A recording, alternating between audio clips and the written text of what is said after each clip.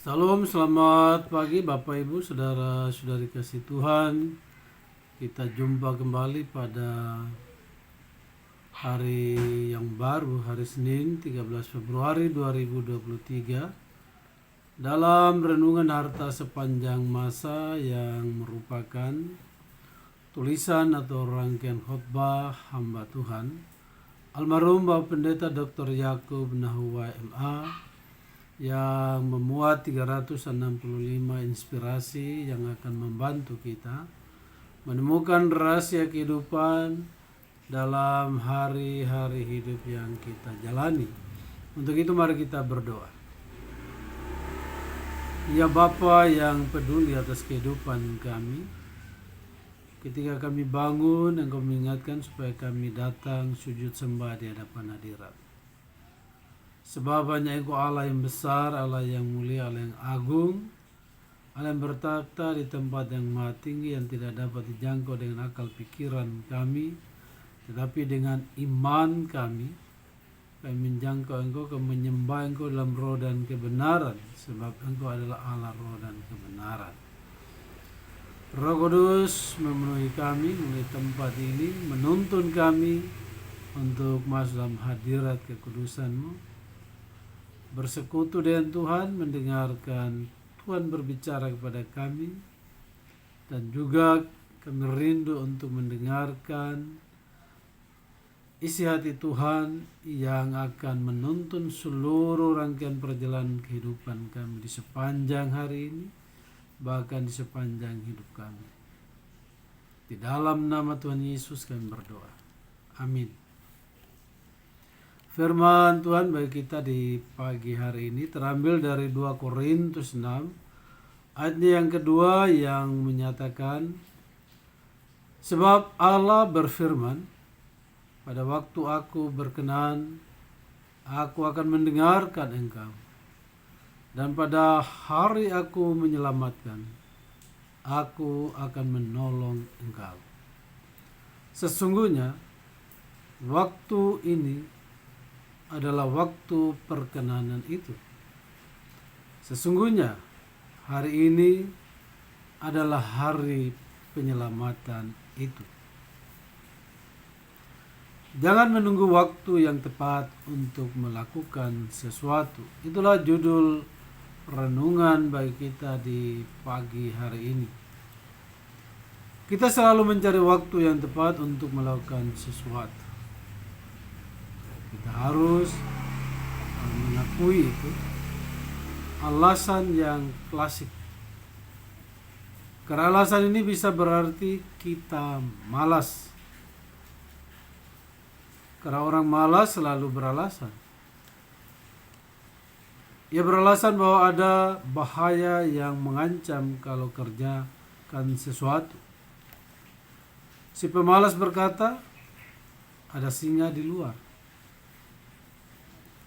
Aku akan dibunuh di tengah jalan. Amsal 22 ayat 13. Mereka beralasan waktu kurang cocok. Yohanes 4 ayat 35. Atau tempat kurang tepat. Mencari waktu yang tepat juga berarti kurang percaya diri. Karena orang yang percaya diri tidak membuang-buang waktu.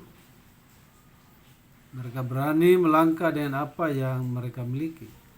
Mereka tidak takut gagal. Bapak Ibu saudara-saudara kasih Tuhan, beberapa waktu yang lalu, ya hampir perenungan yang hampir sama dengan ini sudah disampaikan. Ya, ada orang yang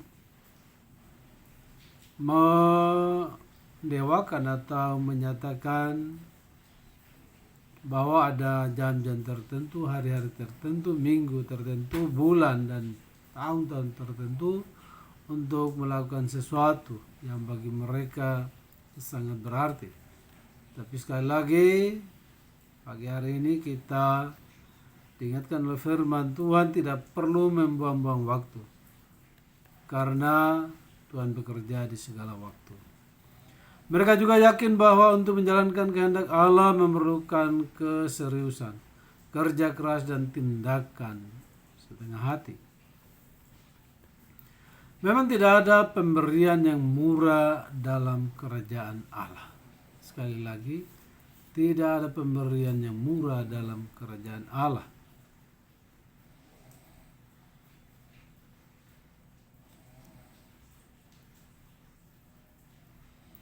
Demikian ungkapan Archibald De Hart, pimpinan Graduate School of Psychology dari Fuller Theological Seminary di Pasadena, Amerika Serikat.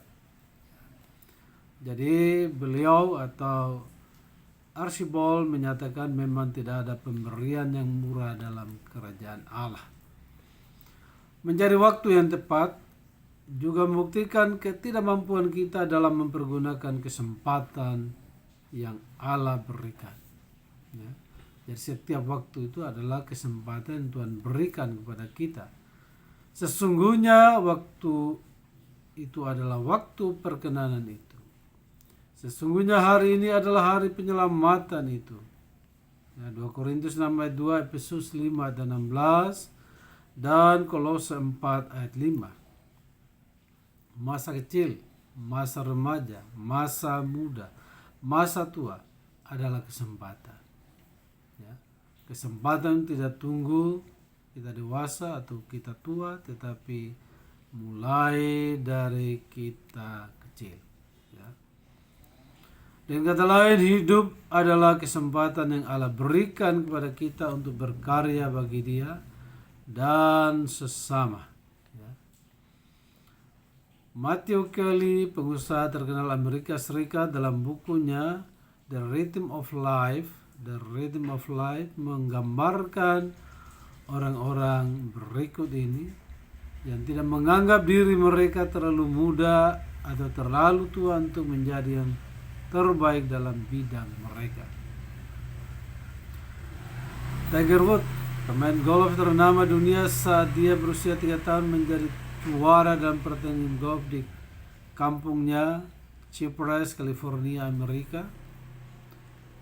Julie Andrews, penyanyi terkenal Amerika berusia 8 tahun, menjuarai tingkat nada 4 oktav secara mengagumkan. Ya. Mozart, musikus terkenal dunia, menulis simfoninya yang pertama saat berusia 8 tahun. Plato, ahli filsafat terkenal, menjadi murid Socrates saat berusia 20 tahun. Ralph Lauren, perancang mode terkenal, merancang baju merek Polo saat berusia 26 tahun. Thomas Jefferson, mantan presiden Amerika, menulis deklarasi kemerdekaan Amerika saat berusia 33 tahun. Mother Teresa, misionaris terkenal, membentuk badan misinya saat berusia 40 tahun. Henry Ford, pemimpin pabrik mobil terkenal merek Ford, ya, mulai pabriknya saat berusia 50 tahun. Dimitrion Jordan Midis berusia 98 tahun, lari maraton dalam waktu 7 jam dan 3 menit di Athena, Grecia. Ichijiro Araya berusia 100 tahun saat mendaki gunung Fuji sampai ke puncaknya. Dan saat ini ada salah satu anak NTT yang dipanggil Nono, ya, pelajar kelas 2, menjadi juara dunia matematika. Jadi sekali lagi, waktu tidak membatasi orang untuk berkarya. Anda berusia 16 atau 60, sisa hidup Anda berada di tangan Anda. Ya. Kita juga mengikuti salah satu talk show, ada ibu-ibu dari Batak. Ya. Beliau sangat suka belajar sehingga Setelah nenek-nenek pun beliau mengambil S1, S2, bahkan saat ini di usia 75 atau hampir 80 telah mendapatkan doktor. Jadi kita tidak dibatasi dengan waktu, kesempatan Tuhan selalu berikan. Mungkin salah satu contoh juga, saya sendiri menyelesaikan kuliah untuk mendapat sarjana itu 20 tahun. Artinya selalu ada kesempatan. Walaupun dipindah ke sana kemari harus meninggalkan tempat kuliah. Jadi saya pernah berada di bangku perguruan tinggi, 4 perguruan tinggi. Lalu saya mendapatkan titel kesarjanaan yaitu sarjana hukum. Jadi pertama mulai dari akademi teknik yang harusnya itu sarjana teknik, kemudian harusnya juga di sarjana sosial ekonomi STE, dan juga sarjana administrasi, tetapi semuanya itu gagal, ya, karena ketika itu masih berada di Papua harus pindah tugas, ya, kemana-mana, ya, pernah di hutan, ya, dan yang paling berkesan pernah di Freeport Tembagapura, dan saya dapat menyelesaikan pendidikan kesarjanaan di Ubara Bayangkara atau Universitas Bayangkara Surabaya di tahun 2004, ya. Dan terus waktu tidak bisa membatasi kita mengikuti pendidikan PKPA untuk mendapatkan lisensi sebagai seorang advokat, ya. Puji Tuhan, semua itu adalah anugerah Tuhan. Jadi jangan menyia-nyiakan. Setiap waktu adalah anugerah Tuhan yang kita harus pergunakan dengan baik, dan terlebih-lebih kesemuanya itu hanya untuk memuliakan Tuhan dan juga untuk memperhatikan sesama, ya. Jadi ingatan bagi saudara-saudara yang bekerja dimanapun, terutama saudara rekan-rekan sejawat yaitu advokat dimanapun berada, coba kita perhatikan akhir-akhir ini mungkin yang ada di pikiran semua orang adalah apa yang kita akan dapatkan dari pekerjaan itu. Tetapi sungguhnya mari kita melihat pekerjaan ini sebagai ya, bahwa advokat adalah pekerjaan yang mulia, yang terhormat, sehingga yang diutamakan adalah bagaimana, ya, mendudukkan persoalan dengan baik dan benar, ya. Kalau memang salah ya salah, kalau benar ya benar. Tetapi yang salah mungkin, ya, bukan kita mau melepaskan mereka, tetapi sekiranya mendapatkan keringanan, nah itulah yang terbaik. Tapi untuk melepaskan orang dari apa yang dilakukan, kalau memang melakukan kejahatan, ya dibela untuk keringanan, bukan untuk melepaskan atau untuk menyatakan bahwa dia tidak bersalah. Dan sekali lagi, sisa hidup, ya, ini berada di tangan kita sendiri. Anda tidak dapat mengubah satu detik pun dari hari kemarin, tetapi Anda dapat melakukan sesuatu sekarang untuk mengubah masa depan. Jadi kemarin beberapa waktu yang lalu firman Tuhan atau renungan kita, waktu itu dibagi 3, yaitu waktu kemarin, sekarang, dan besok. Ya, waktu kemarin adalah kenangan atau sejarah. Ya, hari ini, waktu hari ini adalah waktu untuk melakukan apa yang dapat kita lakukan, sementara waktu besok itu masih rahasia. Jadi jika kita diberikan waktu, lakukan sekarang, jangan ditunda-tunda, ya. Nah, sekarang adalah waktu yang tepat. Milikilah dan lakukan sesuatu sekarang. Jadi Tuhan selalu memberikan waktu yang tepat kapanpun, ya. Saat ini adalah saat yang tepat untuk melakukan apa yang berkenan, ya, apa yang kita inginkan, tetapi itu berkenan di hati Tuhan dan juga untuk sesama atau bermanfaat untuk sesama kita. Mari kita mengucap syukur bahwa Tuhan mengingatkan kita untuk mempergunakan waktu dengan sebaik-baiknya. Kita berdoa. Terima kasih Bapa. Tidak ada sesuatu waktu pun, mulai dari hitungan detik, menit, jam, hari, minggu, bulan, dan tahun yang tidak tepat.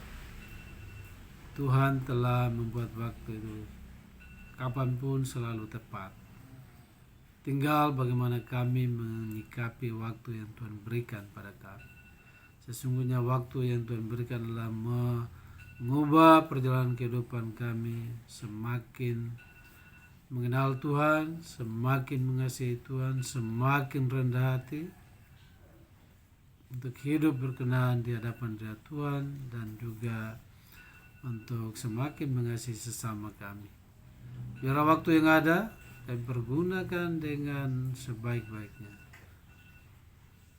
sehingga semuanya itu dapat bermanfaat bagi diri kami dan juga bagi keluarga, persekutuan, bahkan bagi sesama kami. Tapi yang terpenting dan terutama adalah untuk memuliakan nama Tuhan. Di dalam nama Tuhan Yesus kami berdoa. Amin.